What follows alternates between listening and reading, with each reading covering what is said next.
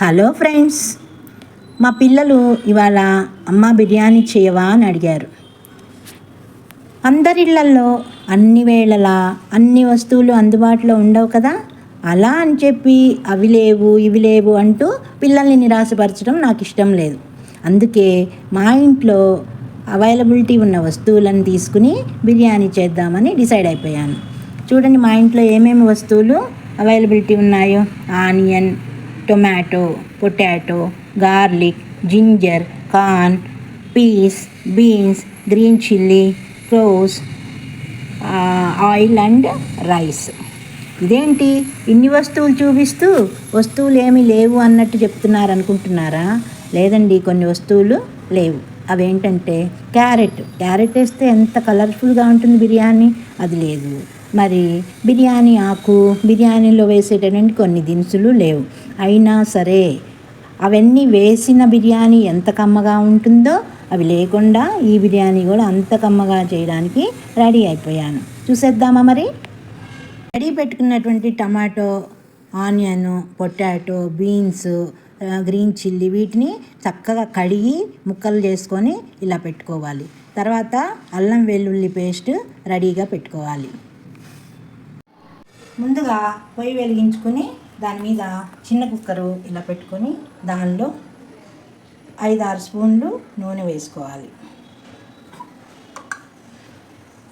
నూనె బాగా వేడిపడిన తర్వాత 1 స్పూన్ జీలకర్ర వేసుకోవాలి.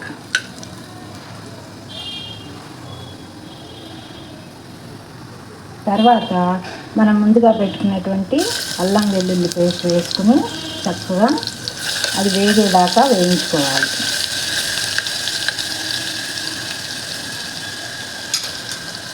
తర్వాత లవంగాలు వేసుకోవాలి. నెక్స్ట్ పచ్చిమిర్చి ముక్కలు,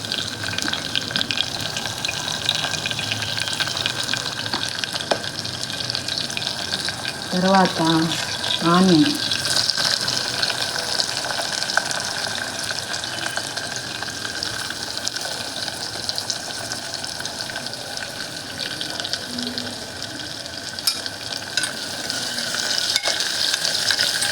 ఆనియన్ కొంచెం దోరగా వేగే వరకు కొంచెం సేపు వేగనివ్వాలి. ఆనియన్ కొద్దిగా వేగాయి కదండి, ఇప్పుడు మిగిలిన ముక్కలన్నీ ఒకేసారి వేసేసుకోవచ్చు. టొమాటో,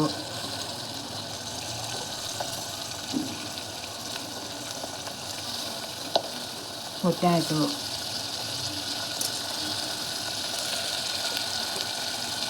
బీన్స్,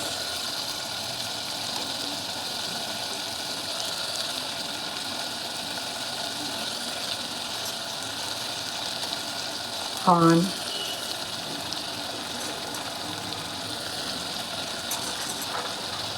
బఠానీ,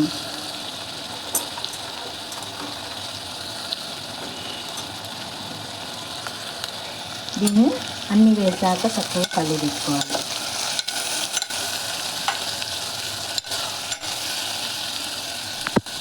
తర్వాత ముక్కలకు సరిపడినంత ఉప్పు వేసుకోవాలి.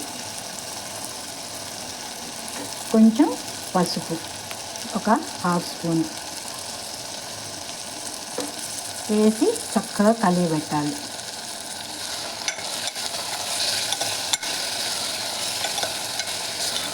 ఇలా కలిపెట్టి ముక్కలు కొంచెం ఉడికేంత వరకు మూత పెట్టాలి. ముక్కలు ఉడికాయో లేదో మూత తీసి చూద్దామా? చక్కగా సగం వరకు ముక్కలు ఉడికాయండి. వాటిని కొంచెం కలబెట్టి మనం 1 చిన్న కప్పు పెరుగును వేసుకోవాలి. పెరుగును వేసుకుని చక్కగా కలిపెట్టుకోవాలి.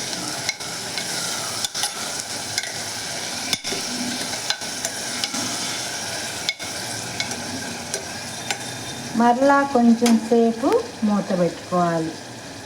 పెరుగు కొద్దిగా పచ్చిదనం పోయే వరకు మూత పెట్టుకోవాలి. మనం ముందుగా రెడీ పెట్టుకున్న గ్లాస్ బియ్యాన్ని చక్కగా నీళ్లు పోసి శుభ్రంగా కడిగి నీళ్లు వంపి రెడీ పెట్టుకోవాలి.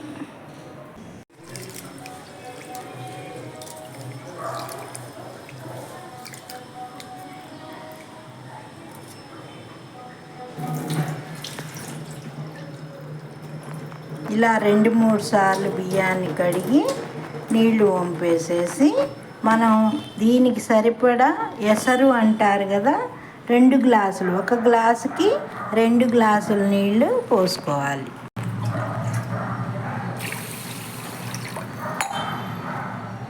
చూడండి, ఇలా పెడితే ఈ గణపు వరకు మునగాలి. ముక్కలన్నీ చక్కగా పెరుగుతో ఉడికాయండి. దీనిలో మనం కడిగి పెట్టుకున్నటువంటి బియ్యాన్ని పోసుకోవాలి.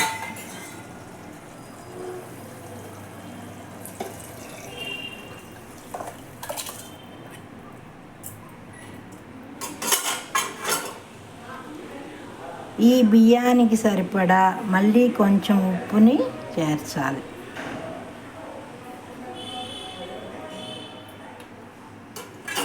దీన్ని చక్కగా కలయబెట్టి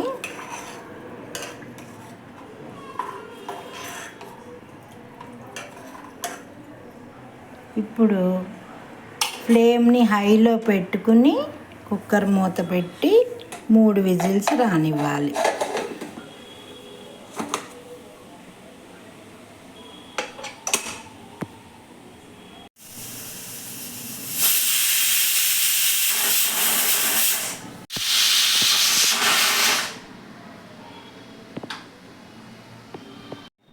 అబ్బా, మూత తీయకుండానే ఎంత గుమగుమ, తీసాక ఎలా ఉంటుందో చూద్దాం.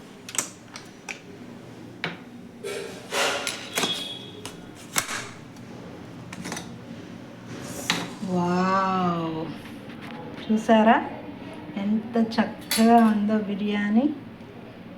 ఇప్పుడు దీన్ని మనం ఒక బౌల్లోకి తీసుకుని కొత్తిమీరతో గార్నిష్ చేసుకుందాం.